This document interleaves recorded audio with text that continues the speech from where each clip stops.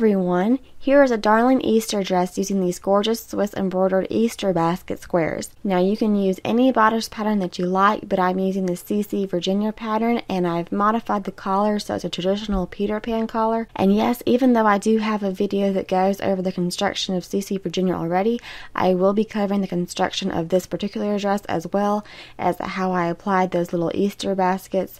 And as always, the timestamps as well as all the materials with links are listed below in the description box, so you can kind of pick and choose what you want from this, to get out of this video. So to get started with those Easter baskets, first off, they do have a little space in between them.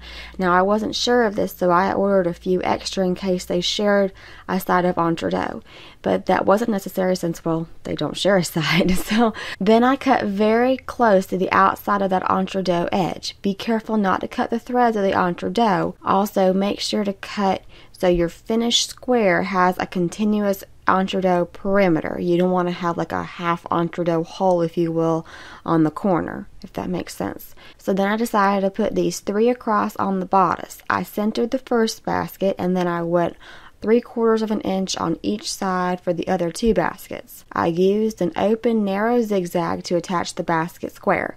You want the zigzag to be just wide enough to go from the outside of that entrecôte edge to the inside of those holes. And it can be an open zigzag since there aren't any raw edges here to unravel. The entrecôte edge is not going to unravel on you. Once I had all the baskets stitched, then I switched my needle to a twin needle. I put 1 pin tuck down the center in between the 2 baskets, and then 1 on either side of that new center, if you will. Of course, all of this is optional. Do whatever embellishments you would like, but this is just what I thought. I thought pin tucks would look really cute here.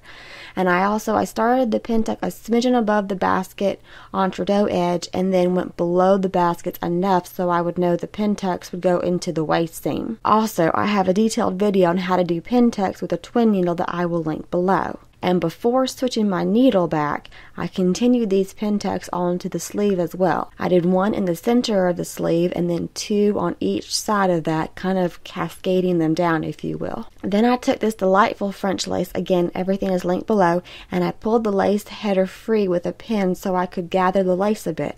I wanted it to be softly gathered, so the lace length is only 1.5 times the width of the bodice. After gathering and pinning the lace in place, I used a narrow but an open zigzag to attach the lace. Again, there's no raw edges here, so the zigzag doesn't need to be tight, but I do like it to be narrow so it's less visible. After giving that an ironing, I moved on to attaching the bodice back pieces to the front piece at the shoulder seams. I also put together the bodice lining pieces at the shoulder seams too. And now the collar is optional, but if you are interested, here is how I put mine together. I did have to round off the collar since CC Virginia has this scallop pattern edge. Also, I took the width of that lace off the collar's seam allowance so everything would still match up nicely around the neckline. To embellish the collar again, I used the lace header to softly gather the lace to the collar, and I just attached this using a small straight stitch. Then I put the collar lining right side together with the collar and stitched those 2 together. I had the collar with the lace attached facing up so I could see those previous stitches,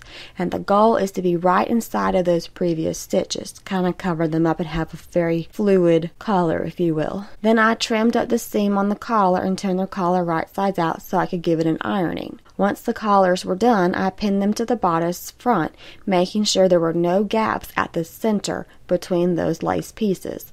Then I basted the collar pieces to the front bodice piece. At this point, you can put the bodice lining to the bodice front with right sides together, and you'll sew from one back all the way around the neckline and down the other bodice back. Then I trimmed up those seam allowances and clipped the corners. I used this little wooden tool to push out the corners, and it is linked below. So I know the footage isn't the best here, but just give your bodice and collar area a really good ironing. I think you get the idea without a close-up shot, but I do apologize. Just give everything a very good lick with your iron until it's laying nice and flat. Moving on to those sleeves, I took a 2-inch wide bias strip and ironed that in half lengthwise.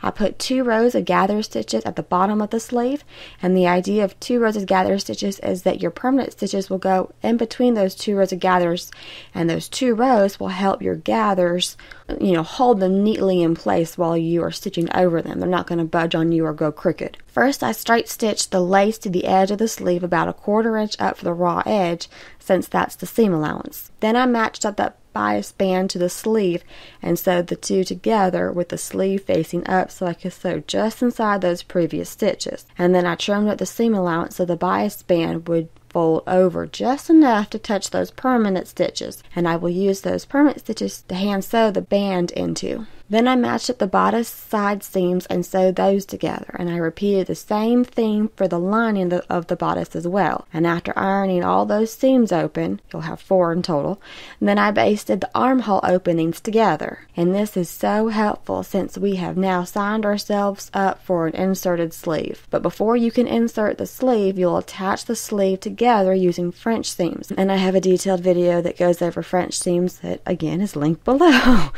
But do make sure to keep the edges of the bias band folded over.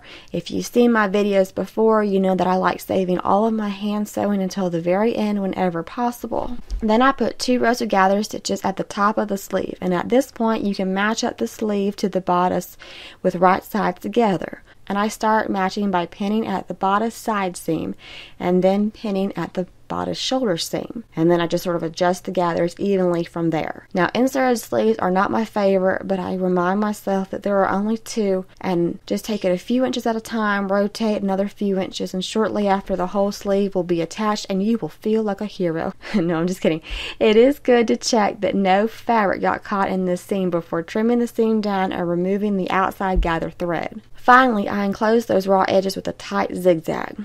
Then I moved on to the skirt. Now my skirt is one panel of fabric from one selvage edge to the other, and I put 3 fabric tucks in the skirt, and I have a detailed video on how to do that again will be linked below. Then I pinned the hem in place before sewing the back of the skirt together using French seams. And at the top of the French seam, I just cut a little slit over so I could attach the placket without an issue. And you guessed it, I have a detailed video that goes over plackets that will be linked below as well. After putting 2 rows of gather stitches at the top of the skirt, I attached the skirt to the bodice, making sure to keep that lining free. You don't want to stitch through your lining. So from there, it's a matter of some hand finishing work, to sew that lining down to cover your waist seam, as well as the hand finishing on the sleeves and the hem, that sort of stuff, as well as attaching the closures to the back bodice. You can do snaps, buttons, or both, whatever floats your boat. Also, I thought it would be adorable to add a little touch of color to the basket, so I used 1 strand of embroidery floss to do this. And there you go, a darling little Easter dress. I hope this video was helpful. If you have any questions, please leave them in the comments below, and I will do my best to answer them. As always, I appreciate y'all for watching, and I hope to catch y'all next time.